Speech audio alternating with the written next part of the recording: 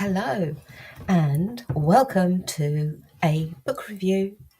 And this book review is A Pagan Portals by Danu Forest, Cerridwen, Keeper of the Cauldron.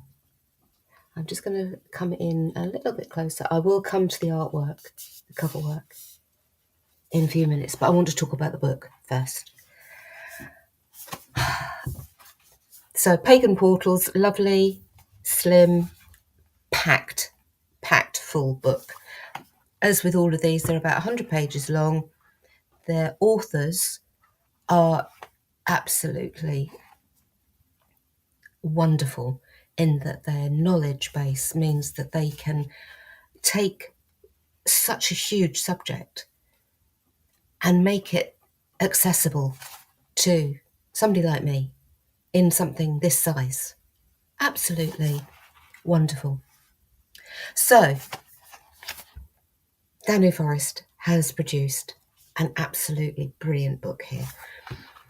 So first of all, I'll say I sort of knew about Cerridwen, and I say I sort of knew about her. I have never actually worked with her. I knew of her stories. I knew that she was the mother of Taliesin because of the chase through after Gwion got the drops of inspiration rather than her son, who it was intended for. And then they went through this chase. And she eventually ate him. She was a hen and he was a seed, and she ate him, and then she gestated him, and then she gave birth.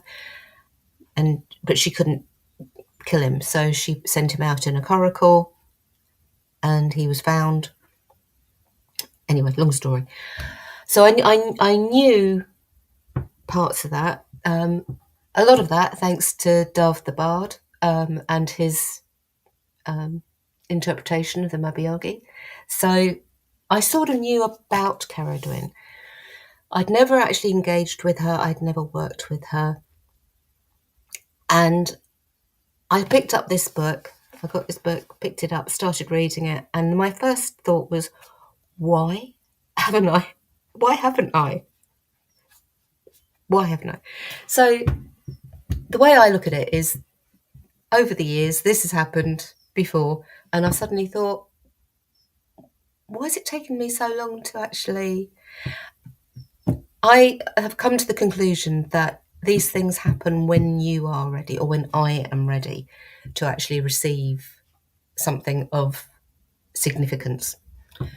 I don't think I would have been as ready, even a couple of years ago, to receiving what Danu Forest has actually managed to pack into this book.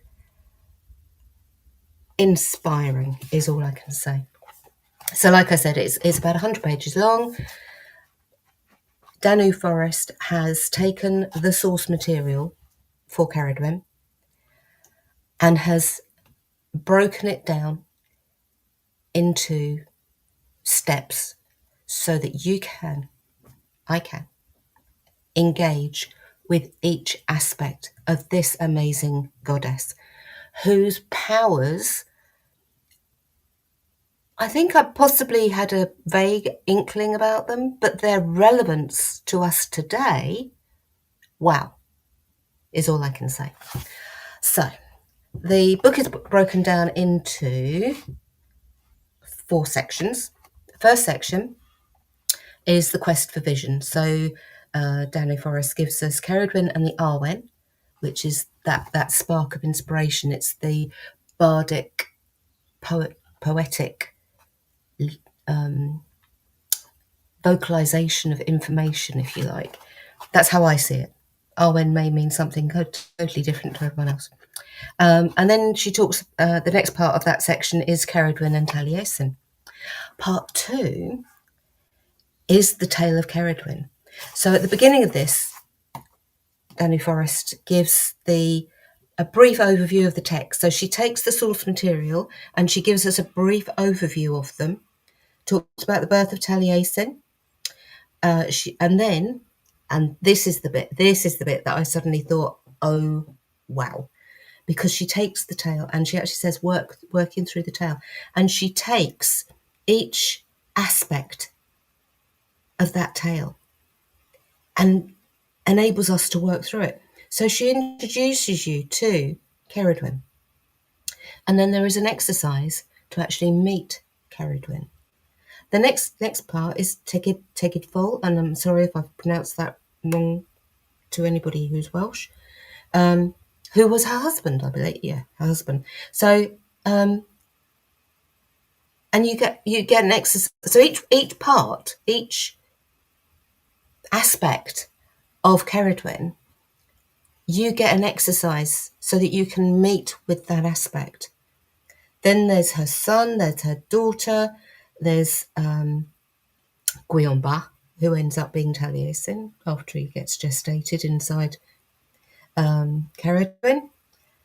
But then she takes you to the landscape and the other local gods and the mountains and the rivers and an exercise to meet those. Just beautiful. Then it doesn't stop. The page goes over because now we're into the actual story that I know, and I would think quite a few people know, of how she chases Guyamba after he gets those drops of inspiration on his thumb and sucks it. And you get to meet the animals. So you get to meet the hare, the greyhound. So you're not just one. You're doing the prey and the predator. So you meet the hare, an exercise to meet the hare, an exercise to meet the greyhound. But there's the story is there first. There is a start where she in Danu Forest tells you about the animal. Then you get the exercise so that you can go and meet the animal. You get the fish, meeting with the salmon, with the otter, with the wren or the raven. That's an interesting one. I hadn't clocked that, but yes, Danu Forest gives us that exercise. Two, in fact, for the bird, where you find out whether it's the wren or the raven that you associate with the next exercise where you fly with the raven and you fly with the wren. Beautiful. There's also a hawk, by the way. And then there's the final bit. So you get to be that grain of seed and the hen. Beautiful. Absolutely beautiful. So much experiential learning within this book. I mean, Danu Forest must have her experience and her own gnosis comes through very strongly in this, but her teaching. So I would think she must have been teaching about Cerridwen for quite some time. I don't know, but I'm just saying, because the level of experiential learning that she has provided for people in here is phenomenal. Part 3, that was only part 2, by the way. Part 3 is Cerridwen in context. So you're looking at her in time and space, the transmigration of souls, the Arwen and sovereignty. I'm not reading everything out, by the way. It would take far too long. Then there's the bardic inspiration and seeking the Arwen. The next interesting part for me was looking at the cauldrons. So Danu Forest talks about the Gunterstrup cauldron, the cauldron of Bran, the cauldron of Anun,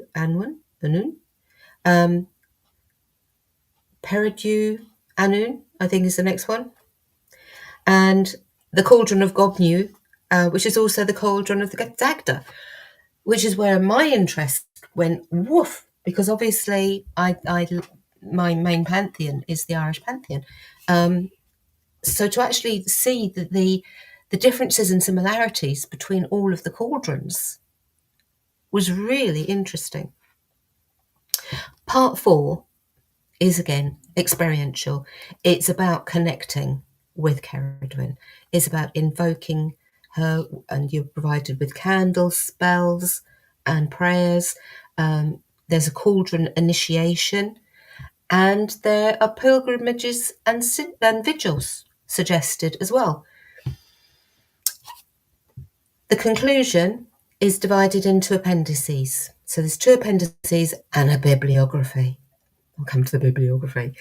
So Appendix 1, a Cerridwen herbal. Fabulous.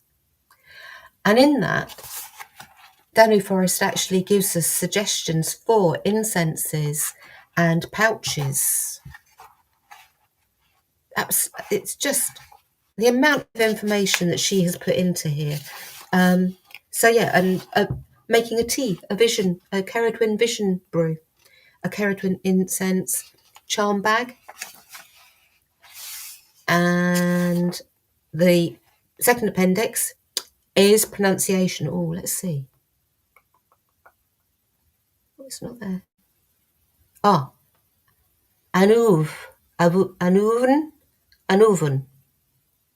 I think is how I should have said that word that I apologise for. Anuven. Anyway, should have looked at that before I started this, shouldn't I? And then we've got the bibliography. So I am in awe of these authors. There are 1.5 pages worth, which for a book this size on a subject such a contained subject, I think is absolutely beautiful. And for those of you that may have seen any of my talks about books before, you know that I like bibliographies because I like going off and delving for myself. So I am always very appreciative of a bibliography or references or resources. I am now going to come to that cover. Come in a bit closer.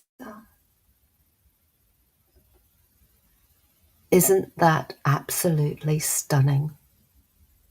So the cover picture is done by Dan Goodfellow. And the reason I think it's so inspirational is because I saw that when I opened up the package and I immediately connected. I'd always considered Cerridwen as a dark, older goddess. Not a crone, but a dark, older goddess.